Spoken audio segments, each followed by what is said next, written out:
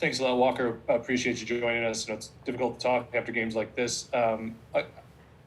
It appeared that you guys were at times charged up for the task, and at times it maybe it was just sloppy or disjointed, or just things didn't come together. There's been some discussions about the heat. Can you just put down for us what wasn't clicking for us for the United States tonight?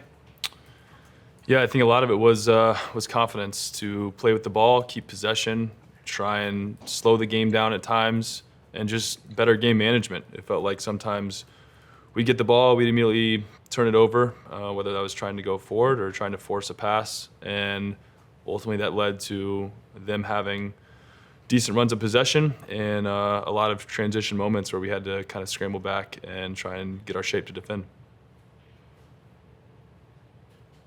Next, we'll go to Daniel Nora from Univision.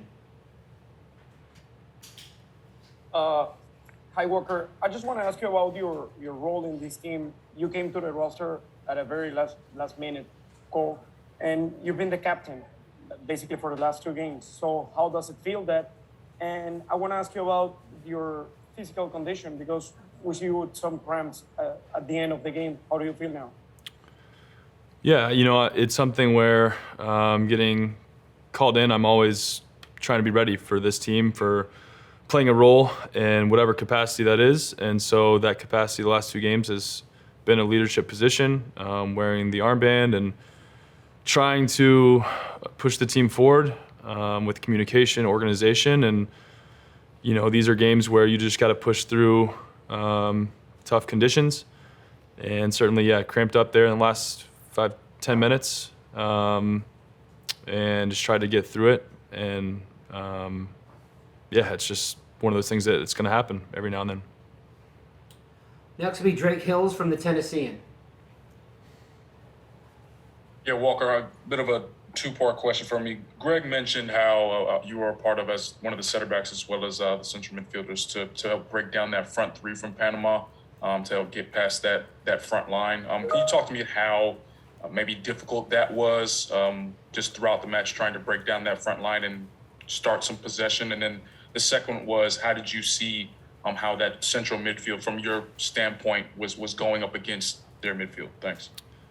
Yeah, I think it was something where we probably could have been a little bit more calm when we had the ball. I could have widened out a little bit more. And then it felt like, part of what we wanted to do was get me the ball and drive into that space and try and commit the winger to either go to the outside back. And in that case, I can find the pocket there with the 8, or if he sticks on the 8, then I can bypass him to the fullback.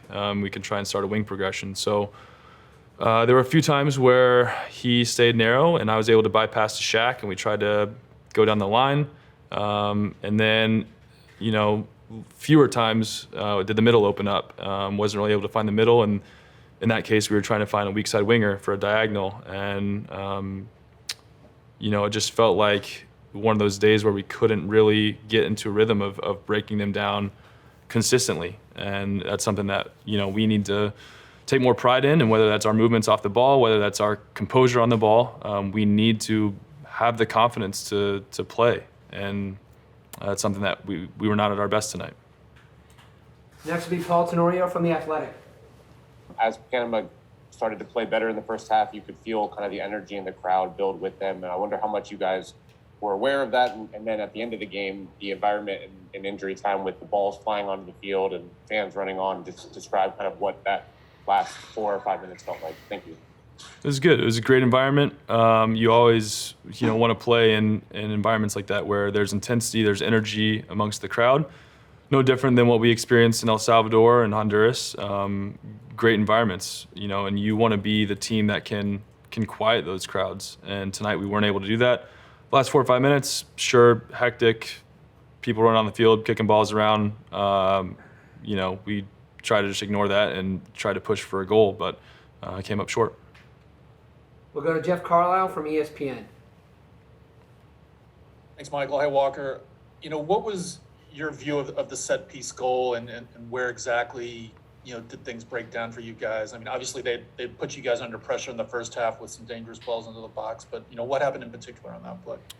Yeah, they tried to overload the 6-yard box, put more numbers in closer to our goal and tried to whip in a ball right on top of our goalie in the near zone. And I honestly haven't gotten a chance to look at it back, but it's a zone that we should be able to take care of, and it's something that we have to take pride in how we defend set pieces, and that should be a strength of this team with our size, with our mentality, and that's a goal of ours, is to always be holding an advantage in the set piece category, because that we certainly have the personnel to do that, to defend and hold a zero, and then certainly create more opportunities on the attack. Next will be Brian Strauss from Sports Illustrated. Thanks, Michael. Hey, Walker. Not asking you to make excuses at all, but just in terms of the conditions, it was just brutally humid. And I'm wondering how that felt to play in, and whether or not this team perhaps has an approach or a style that maybe is tough to execute when the air is so energy sapping like that. Certainly humid. It's thick. It's been like that in some of our other away games. That's just part of CONCACAF. It's part of qualifying. And when we have these 3-game windows, it's about trying to push through that mentally, physically, and do whatever it takes to try and come away with a win. And so, like you said, guys are fighting through it. It's thick, it's hot, and your legs towards the end of the game can sometimes start to go. But that's, they have to deal with that too. They had a game on the same day that we did. They traveled, and they have to play. So there's no excuse there, because it's both teams dealing with those conditions, and it's something you just gotta deal with. Next will be Claudio Villalobos. Hey, Walker, this is, like you said, the third time you guys go to Central America under similar conditions.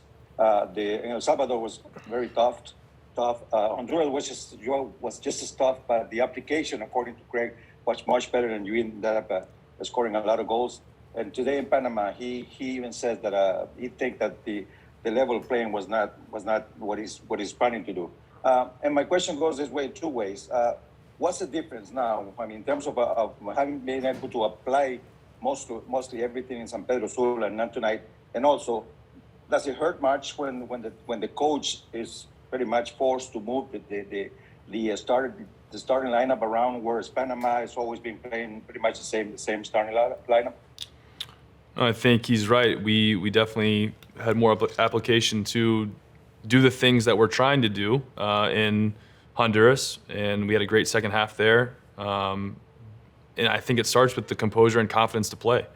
And we saw us create chances in Honduras over and over and over again, and make runs in behind, move the ball from side to side, switch the point of the attack, and have guys that are getting in the penalty box and trying to score. And today, it never felt like we could get in a rhythm with possession, to have the composure to keep the ball, move them around, make them run. And so that hurt us.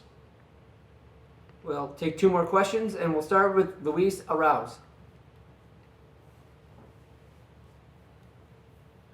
Hello, Luis Arauz for the Pro Panama.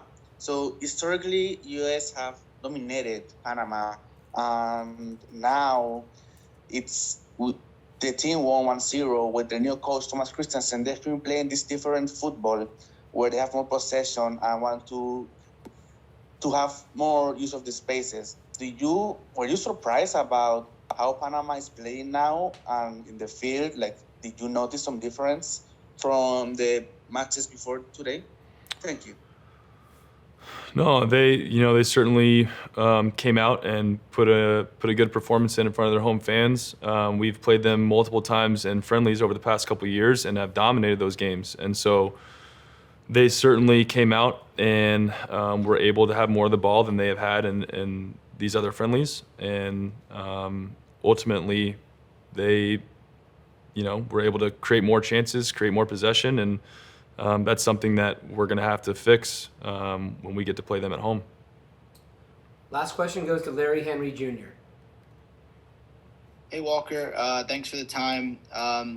Obviously, a quick turnaround now, playing Costa Rica next. How much extra urgency is it to get a result that game, knowing that you're at home, but also knowing that Costa Rica's got some confidence now after getting their first win of qualifying? Thank you. It's massive. It's a really big game.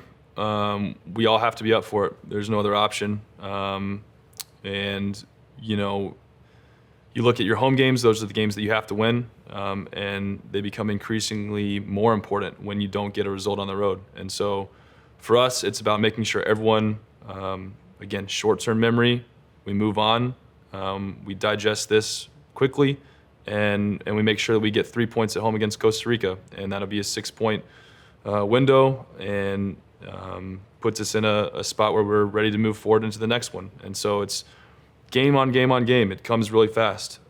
So we have to be ready to win our home games, and that's going to be our focus against Costa Rica.